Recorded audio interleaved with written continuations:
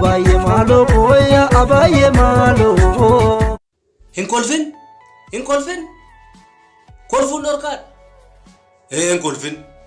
hin kolfina caljira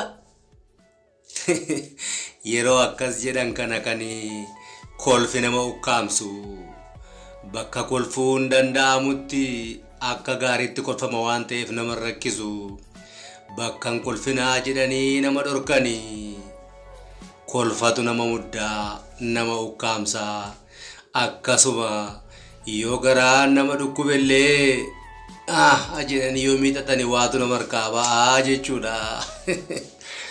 waan fedheefiyyuu qoosaa ajaa'ibaa qoosaa irraa barattanii akka harmaan gadiitti dhiyaateeraati hanga dhumaatti hordofaa itti bohaartu jennee gammanna. Hiriyoota keessaniif qooda laayikii gochuun eegalaa hiriyoota keessaniif qooda qoosaa ajaa'ibaa kanatti dhiyaadhaa turtii gaarii.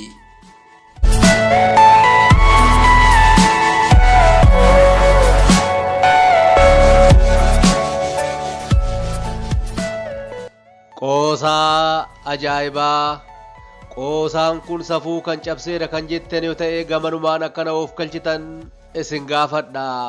Qoosaa kanatti garuu baay'ee gammaddanii akka kofaltan abdiin qaba. Kallattiidhumaan gara qoosaa kanattanii isin dabarsa. Mata dureen qoosaa kanaa na hodhi jedha. Shamarree tokkotu ture mucaa sooressaati kan barattu mana barumsaa shamarran qofti keessatti baratan keessatti yeroo hundaa konkolaataa dhuunfaan mana barumsaa deemti. Guyyaa gaafa tokko konkolaataan isaanii rakkoo waan godhateef laadaa konkolaataa fuudhanii deemte.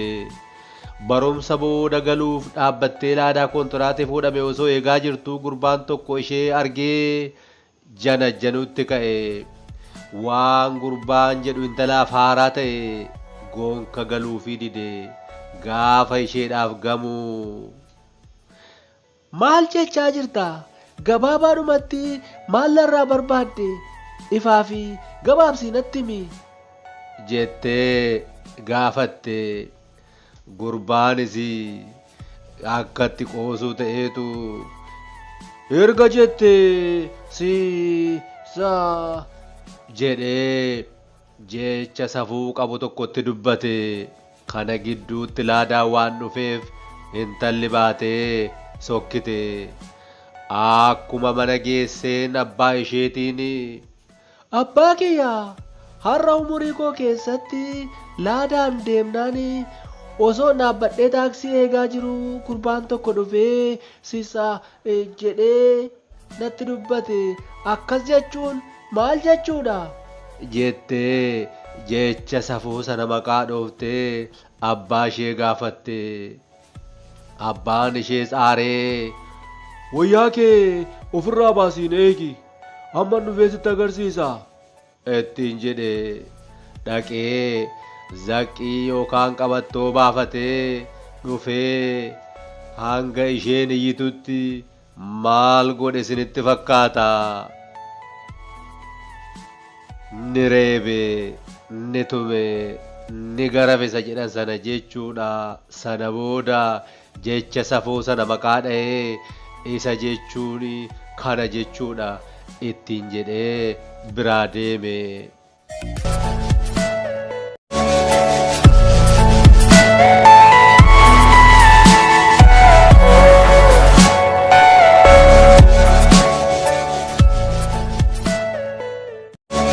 Yeroonis darbee mucaan guddatte. Erga guddattee booda jaarsi ergamee fi heerumte.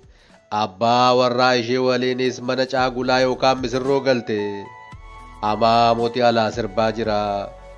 Abbaan manaa ishees akkuma beekamu akkuma aadaa keenyaatti amma sinee jedhee jecha safuu sana maqaa dha'ee zaqqii baafate. Intalli naa hin jettee iyya kukkubuuste.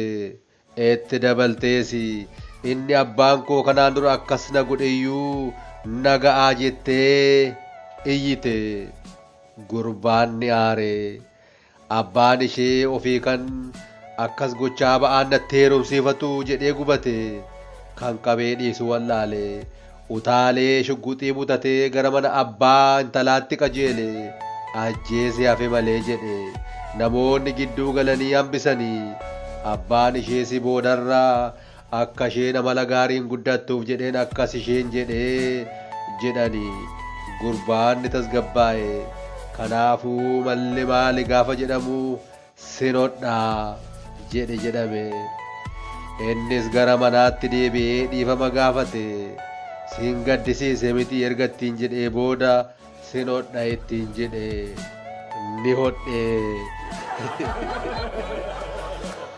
intalli sana booda na hodhi jettee gamsiisuuf eegalte galgala ganamaa fi guyyaa na hodhi jetti gurbaanis hodhuu itti fufe garuu baay'ee huqqachaa dhufe bolaalee keessaa mul'achuu dadhabe gaafa gamuu fi hiriyoota isaan mari'ate isaanis mala tokko dha'anii fi kirrii fixeeraa jedhi ittiin jedhanii galgala gaafa rafan akkuma amala ishee hoggaa na hodhi jettu kirrii fixeera ittiin jedhe yoo mufatte illee callistee haammattee rafte amala barsiifatte waan ta'eef hirribni garuu ishee dide harka ishee qaama isaarra osoo oliif gadi ooftuu qaama hormaata isaa bira geesse ni dhaqqabde hanqaaquu lamaan qaama hormaata isaa jala jiran agarte aartee utaaltee uffata qorraa uffatan ofirraa darbattee kirrii tuubbaa lama osoo qabduu nan fixa jettaa eenyuuf keesse tuubbaa lama kana ittiin jette jedhama xiqqoo ishee yoo kofaltan jedheeni safuu keenya cabseera kan jettan yoo ta'e na of galchaa.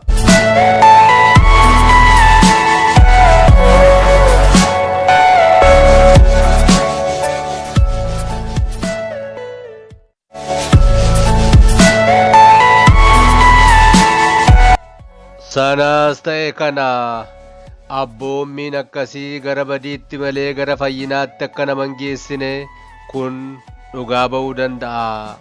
Qoosaa fakkaatu malee ergaa qaba. Abbaan qabeenyaan qabeenya qabaa hundumaa gochuun danda'a jedhee mucaasaa teknooloojii irraas ta'ee dhiirarraatii fageessee shamarran bakka jiran qofatti galchee achitti barsiisaa amala gaarii godhatti jedhee ture garuu kallattiin taaneen addunyaa kanarraa ishee fageesse kanaafiyyuu hundumtuu daangaa qaba guddaa galatoomaa lammii koo.